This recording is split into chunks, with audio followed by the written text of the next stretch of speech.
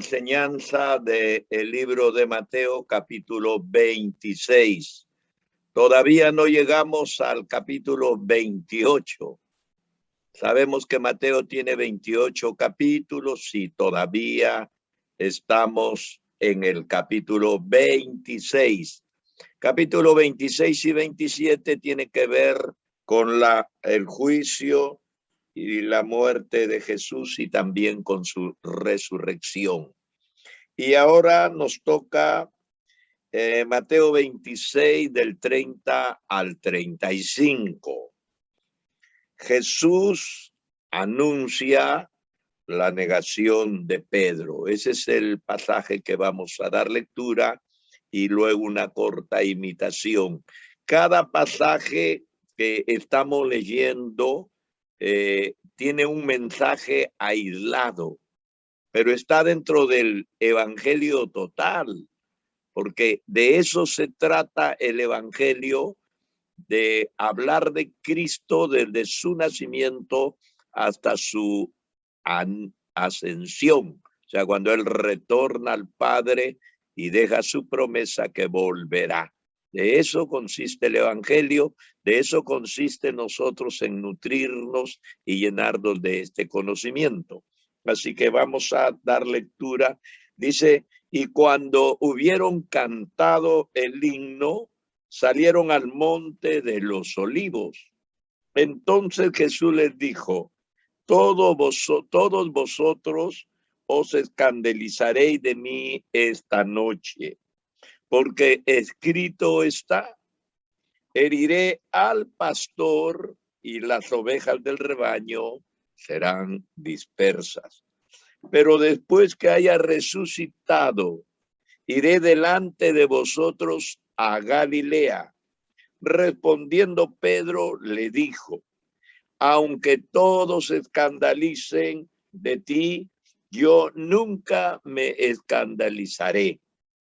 Jesús le dijo, de cierto te digo que esta noche, antes que el gallo cante, me negarás 3 veces. Pedro le dijo, aunque me sea necesario morir contigo, no te negaré. Y todos los discípulos dijeron lo mismo. La negación de Pedro. Jesús anuncia la negación de Pedro. Después de la cena del Señor, en el pasaje anterior estuvimos meditando juntos sobre la institución de la cena del Señor. Entonces, después de este acontecimiento, el pequeño grupo cantó el himno, probablemente tomado de los Salmos 113 o tal vez el Salmo 118.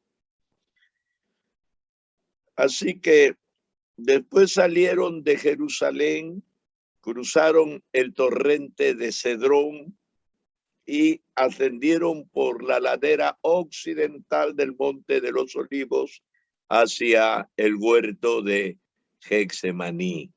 El huerto de Getsemaní quedaba en este lugar del Monte de los Olivos.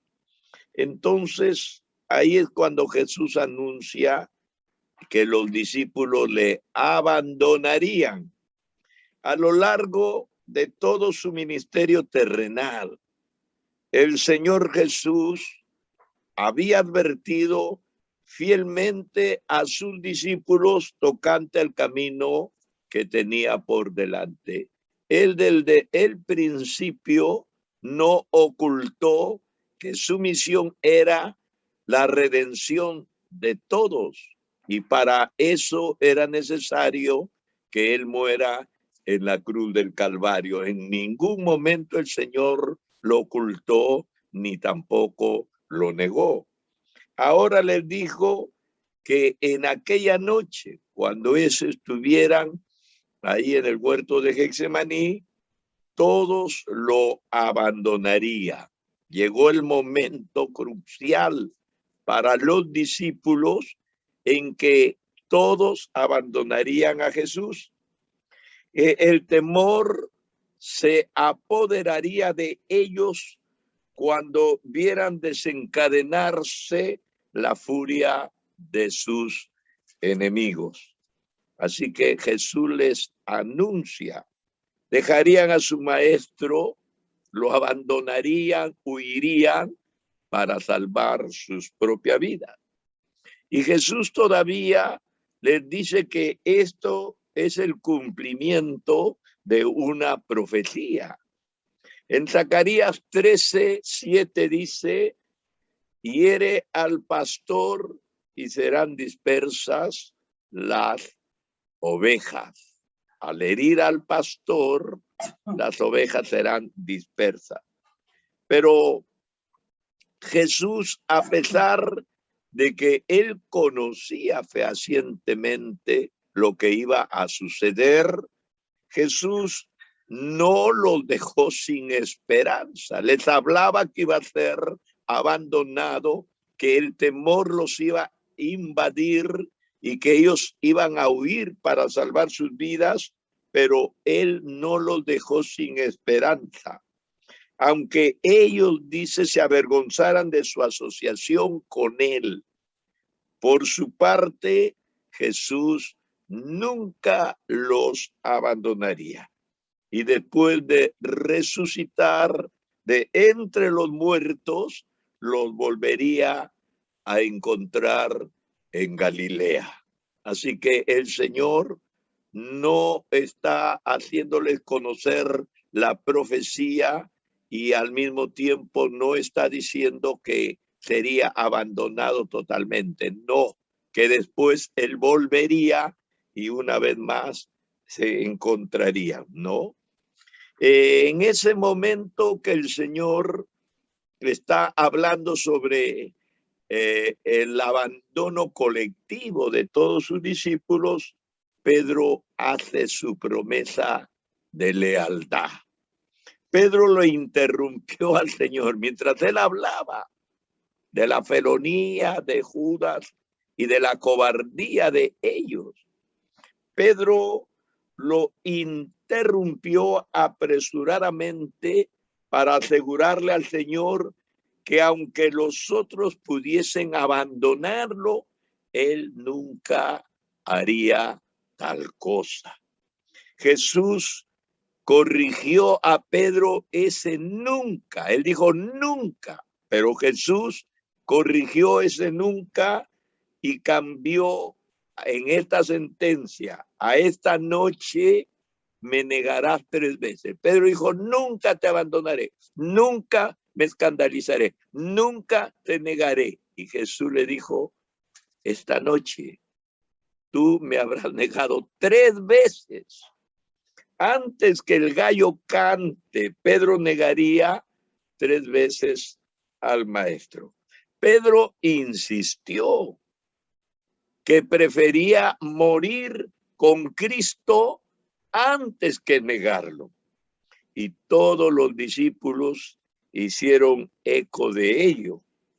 En realidad, si nosotros hubiéramos estado allí, al escuchar a los discípulos hacer esta promesa de no abandonar al Señor, lo habríamos visto que sus rostros y su voz eran sinceras, que verdaderamente querían decir lo que estaban diciendo, que no había hipocresía detrás de sus expresiones, solo que el problema era que los discípulos no conocían sus propios corazones, no se conocían en estas circunstancias y no sabían cómo iban a reaccionar.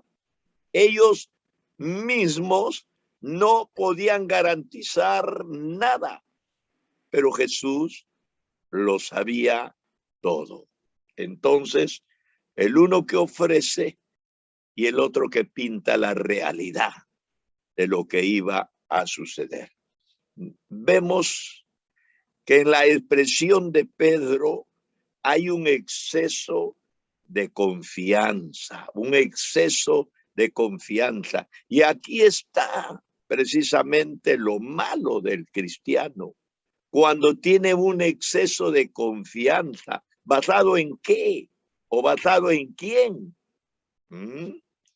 No se puede discutir su falta de exceso de confianza en sí mismo, porque él lo creía, ¿no? Sabemos nosotros que Pedro verdaderamente amaba a Jesús. Eso no se podía poner en duda nunca. Y Pedro, en esa manera de acercarse, de identificarse, de el estar con Jesús después de haber abandonado su vida anterior, él creía que tenía fuerzas para resistir cualquier situación que surgiera. Él creía. Se creía Pedro más fuerte de lo que Jesús le creía a él. Ahí está el problema. En realidad nosotros no sabemos cómo vamos a reaccionar en una u otra circunstancia, ¿no? Sin embargo, es recomendable saber que solo estaremos a salvo cuando sustituyamos la confianza que presumimos por la humildad que reconoce nuestra debilidad y que depende no de nosotros mismos, sino de la ayuda de Cristo. Hay una palabra que siempre empleamos, ¿no? Dios mediante, o todo lo puedo en Cristo que me fortalece. Estas palabras a veces se han convertido en una muletilla de nuestro diario hablar. Cuando yo me convertí, escuchaba Dios mediante, Dios mediante. Hermano, mañana nos reunimos a las 8, Dios mediante. Y Dios mediante nadie venía. Entonces yo no le encontraba ningún sentido que pongan a Dios por testigo cuando no estaban ellos dispuestos a esforzarse ni siquiera un poquito, ¿no? Se suponía que Jesús le dijo, antes que el gallo cante, tú me negarás 3 veces. Entonces el gallo cantaba en la 4ª vigilia, más o menos, ¿no? Desde las 3 de la mañana hasta las 6 de la madrugada. Jesús quería decirle a Pedro que antes que amanezca, Pedro le negaría 3 veces. Cuando llegó las 6 de la mañana, Pedro ya estaba como un cobarde. Ya estaba Pedro huyendo y se había revestido de mentira, jurando y hasta maldiciendo a las personas que lo identificaban con el Señor. En realidad, Pedro no fue tan humilde. Su presunción estaba basada solo en su carácter impetuoso. Por eso es que nosotros debemos de tener mucho cuidado. No sabemos cómo vamos a terminar. La única confianza que nos puede garantizar que vamos a terminar bien es que con toda humildad podamos esperar, no en nuestras fuerzas, sino en las fuerzas del Señor. Así que Pedro tuvo un exceso de confianza. Sin embargo, por otra parte, vemos la seguridad de Jesús. En este pasaje se nos muestra algunas de las expresiones de sus cualidades de Jesús. Primero, vemos el realismo con que Jesús ve las cosas. Él sabía lo que le esperaba. Mateo ve la huida de los discípulos anunciada en el Antiguo Testamento. Por eso es que pone a Zacarías 13:7. Jesús en esta ocasión y siempre nunca fue optimista e iluso que cerrara los ojos despreocupadamente ante los hechos.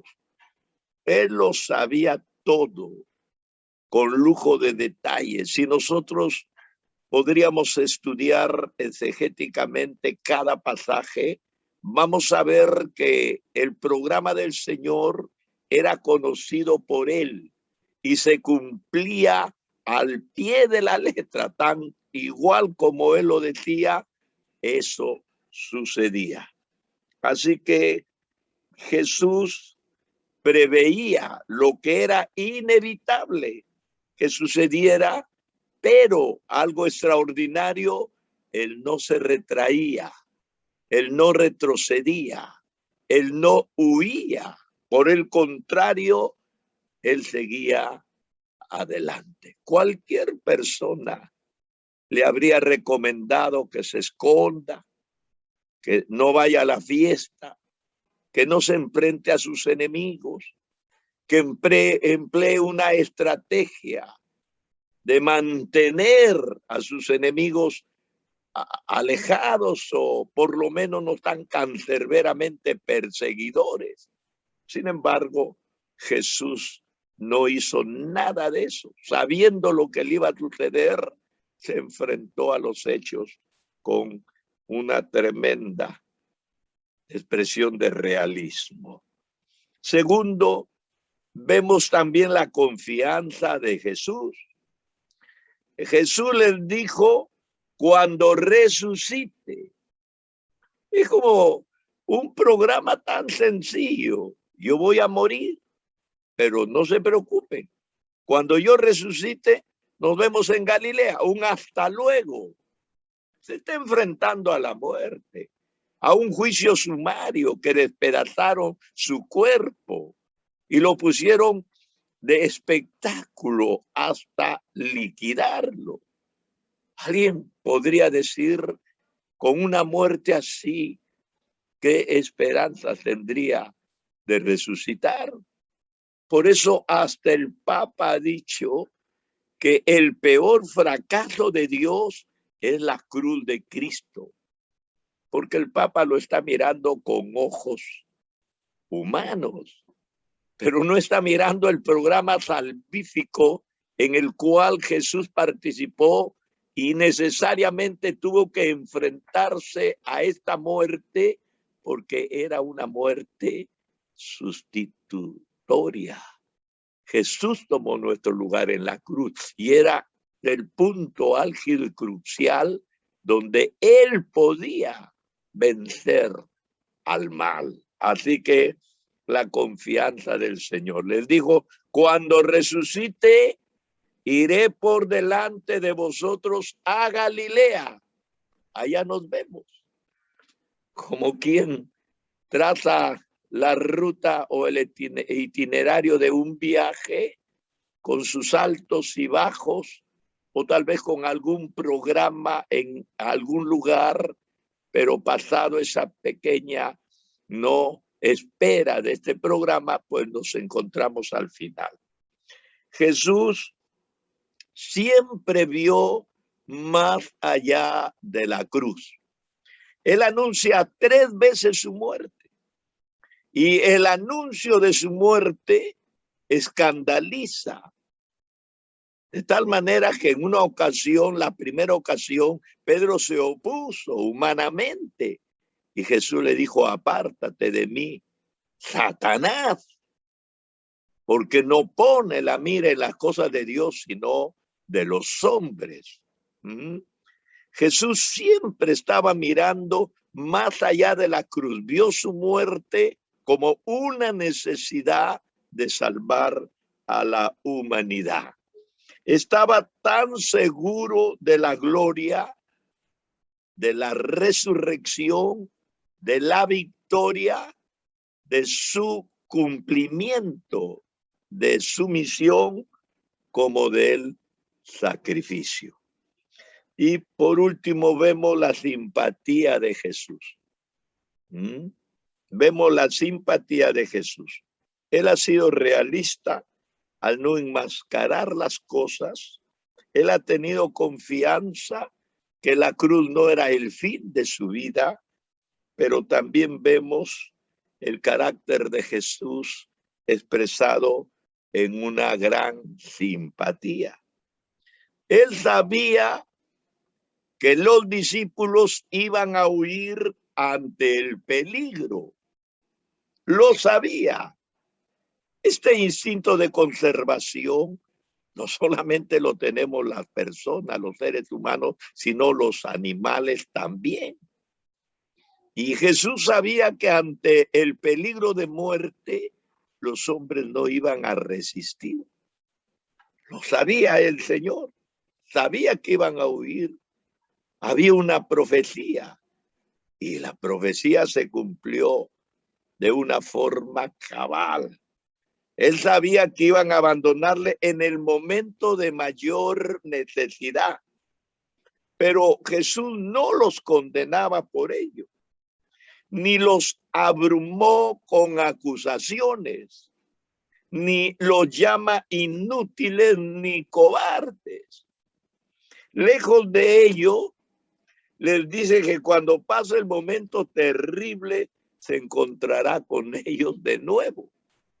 O sea, no descarta ninguno de ellos. Solo he perdido a uno que fue el hijo de perdición para que las escrituras se cumpliesen. Lo dijo el Señor. Él estaba seguro que a Judas ya no iba a encontrarlo restaurando, buscando su arrepentimiento, que Judas verdaderamente se iba a perder. Pero de los apóstoles que quedaron, de los discípulos, no.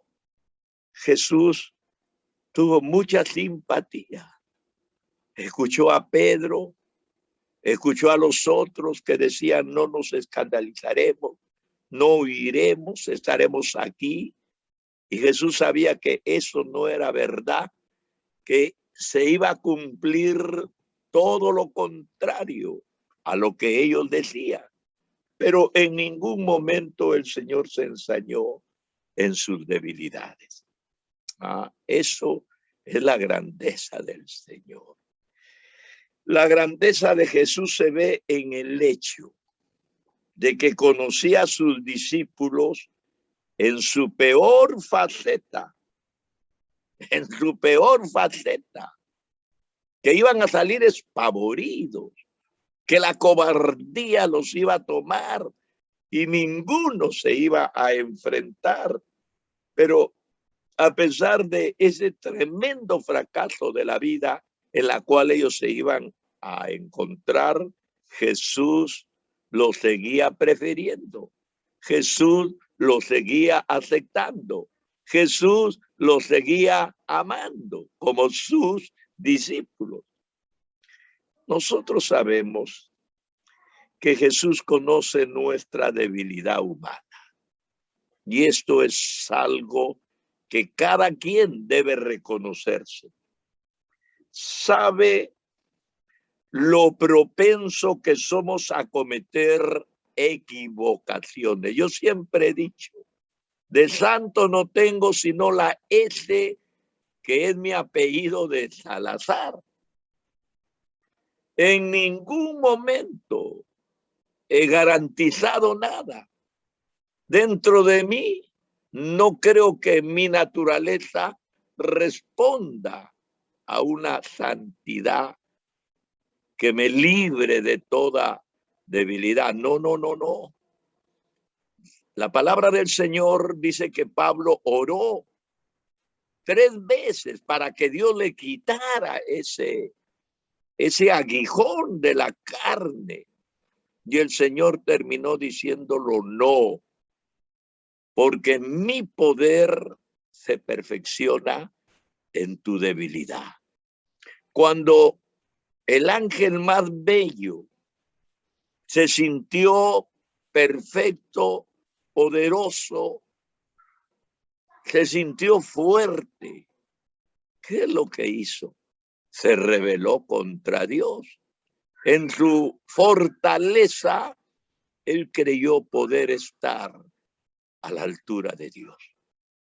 Así que cuando somos débiles, es cuando nos damos cuenta que necesitamos del poder, de la gracia y del perdón de Dios. Somos propensos a equivocarnos. Somos propensos a fallar en nuestras promesas, en nuestra lealtad. Pero ese conocimiento no convertía su amor en resentimiento o desprecio. De ninguna manera. Pablo decía: yo con la ley de la mente y del espíritu sirvo a Dios. Pero en mi cuerpo veo otra ley que me obliga a hacer lo que yo no quiero.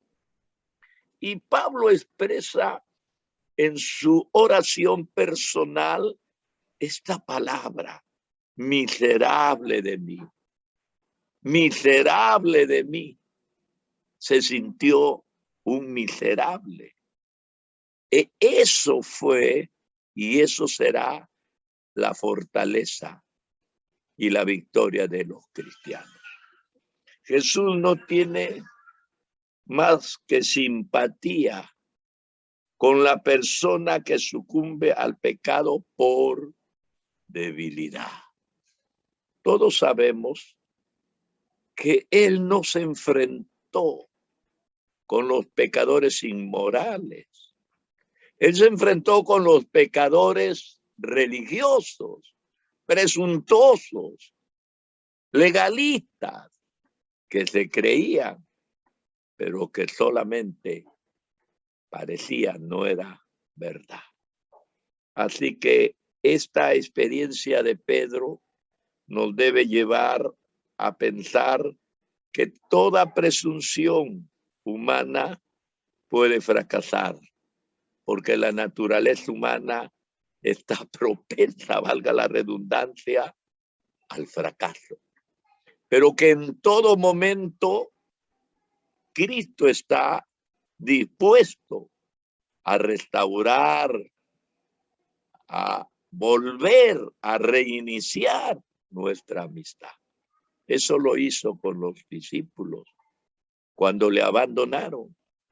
Y eso lo está haciendo con millones de personas que van regresando al Señor. En esta visita que he hecho a Chulucanas, he podido encontrarme con gente de muchos años atrás, cuando trabajábamos juntos allá en Piura. Y hay personas que después de haber tenido una labor en nuestra época de juventud, ahora se han encontrado fuera de la obra, pero han vuelto a regresar, están volviendo a restaurarse. Si en ningún momento se siente desprecio de parte del Señor, por el contrario, parece que su espíritu, como dice la Biblia, el espíritu los anhela. Y cuando estén dispuestos a regresar, el Señor abre los brazos y los está recibiendo. Gloria sea al Señor. He encontrado amigos de varios años. Me están contando su testimonio, un poco tristes y avergonzados, pero ya están restaurados. Gloria al Señor. Qué bueno. Pude hablar hasta Noruega el domingo con el pastor Morgan Broyeland, y con él hemos trabajado y con él hemos viajado, hemos compartido, ha estado aquí en la casa de Chiclayo, ha venido, y yo he estado en su casa, hemos estado en Zaramiriza, en lugares diferentes de Piura, y me dice: Luis, anhelo y sueño con volver al Perú, y cuando vuelva lo primero que voy a hacer es buscarte, para seguir con nuestra misión. Dios nos bendiga. Qué bueno que el Señor no nos desecha por nuestra debilidad, no nos desecha por nuestra presunción, sino que Él nos contempla. Los voy a ver después de resucitar en Galilea, no se preocupen. Allá nos volvemos a encontrar. Dios nos bendiga. Qué bueno, gloria al Señor. Aprendemos del apóstol Pedro, aprendemos, y yo creo que nos sirve para que